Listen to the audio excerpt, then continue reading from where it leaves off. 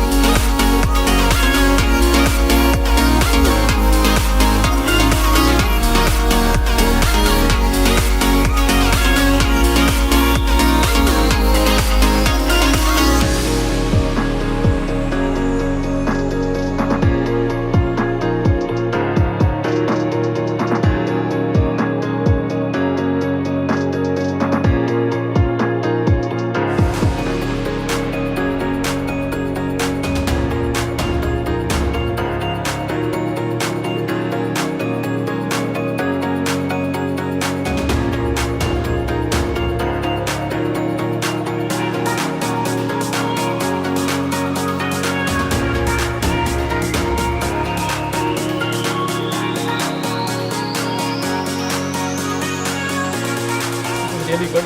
I think it's a very good idea for companies like Springer to arrange hackathons on specific problems that they face in the industry. Fantastic, excellent talent, and some good work there as well.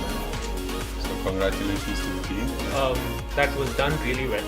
As the first hackathon, I think things came out pretty well. Looking at the amount of energy and enthusiasm with the participants, I think we were here till midnight last night, and this morning when I was up at 6, these guys were still on the couches working.